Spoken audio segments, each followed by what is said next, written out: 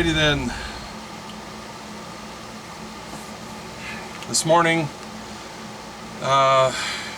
this is a video about building a remote control box for turning on the air conditioning in my shed, where I do most of the filming of my YouTube videos. Why do I need a remote control? During the winter time, I don't. It's here in Arizona. It's nice and comfortable. If anything, I need a heater in here. But come April, May, it starts to get pretty warm in the shed, even though I've put insulation in it. The thickest I could put, which is about what is this stuff? The thickest insulation I could put in here was, I think it's R3, which is kind of a foam board between paper with aluminum. Looks like aluminum foil. Anyways, that's helpful. It no longer is ridiculously hot in here. I could run the air conditioning. I can actually get it right now. It's 70 degrees in here while it's something like about 100 outside right now. But come May, June, specifically July and August, September, it's so hot in here that, the insulation is kind of a double-edged sword, because it allows it to cool off in here, but then it also retains the heat from the previous night. So it takes a couple of hours to get this shed cooled off in the morning. So normally what I'd have to do if I wanted to come out here and do anything in the summer is get up around 4 or 5 in the morning, come out here, turn on the AC, shut the door, and then come back out in about 2 hours, and it'll be nice out. Anyways, this morning I did just that. I came out here about 5, 6 in the morning, and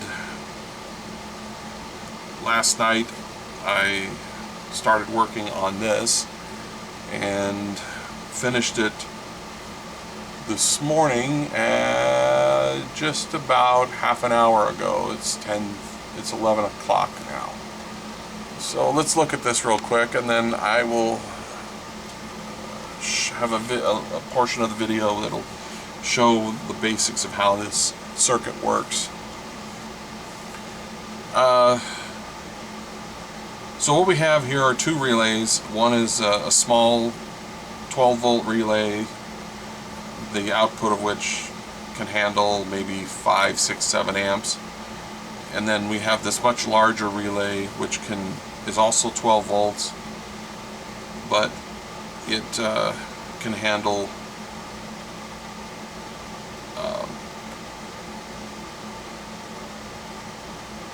30 amps. And I'm going to be running the hot lead of my air conditioner from the power cord, which right now is run through a light switch because the switch on the air conditioner broke off.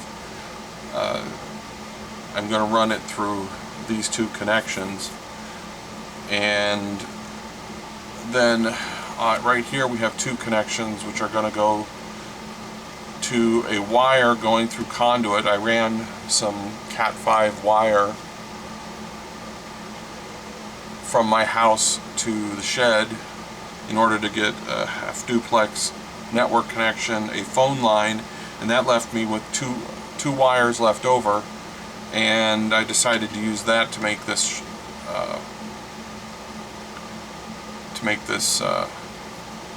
remote control box. So the 2 wires in the house will connect to this, and they'll go to a momentary switch, which is going to be this. It's keyed so that somebody can't just come in and turn it on and have the air conditioning run when no one's out here. Cats can't rub against it, something can't fall against it or whatever. And so that closing these contacts momentarily will engage this, close the contact between these two contacts. It will also light this LED, and then to turn off the air conditioner, you'd either just have to pull power, like if there was a power outage, this would turn off and it would not re-engage. Or you just, if you're out here in the shed, you push this button and that will break the contact. This is a self-latching relay circuit where the first relay is a self-latching relay in that it, once you apply power, it closes a circuit which continues to apply power to itself. And then that engages the second relay. And the reason they're on two different relays is that I don't have a 120 volt relay input and output to make a self-latching circuit. So I've got 12 volts controlling this, and then the 12 volts engages this, and so this is how it works.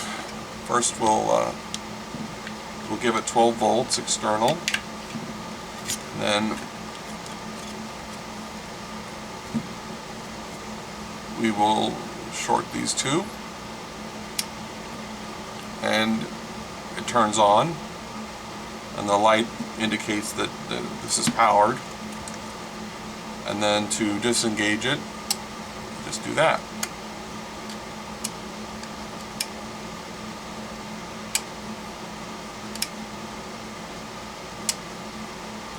Pretty simple.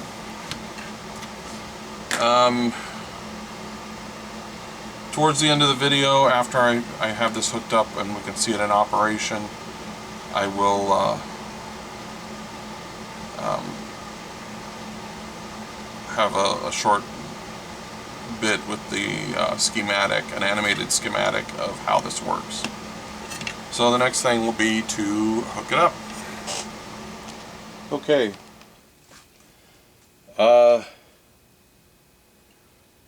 So it's in place, and it's connected to the switch. Also, by the way, the power supply I have has a 1 amp fuse on it. In case something shorts out in here,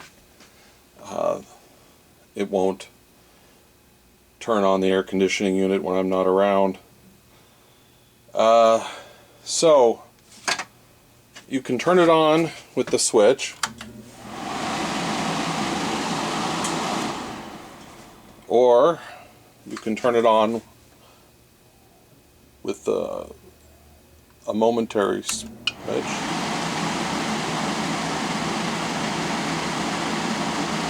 And then turn it off again.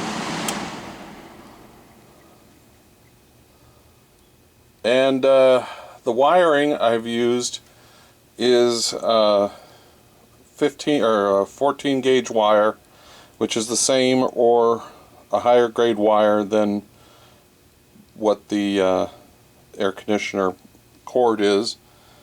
This thing draws. Let's turn it on again and look at my amp meter. See, it went up to 3 amps. Now we're going to turn on the AC.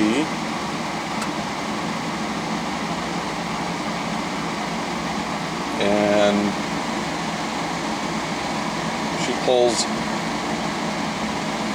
it says 12, but in reality, with everything else in the shop going, and because of the weird way that this amp meter seems to work, it's actually pulling about 9 or 10 amps.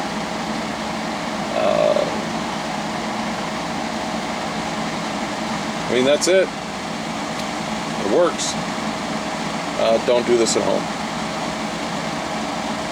And stand by for the short video on how the circuit works.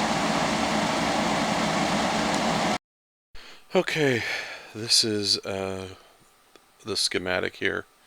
This is the DC power in, this is AC, and this light bulb here represents the AC unit itself. We have one relay here and the other relay here. This is an LED. This is the normally closed switch. This is the normally open switch. This one would be in my house. This one is in the shed. So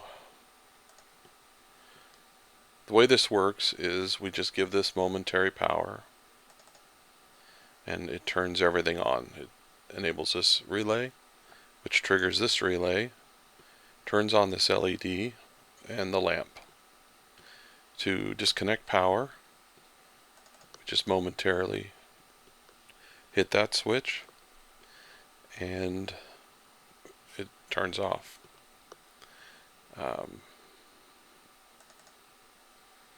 And the switch can stay on, it doesn't really matter.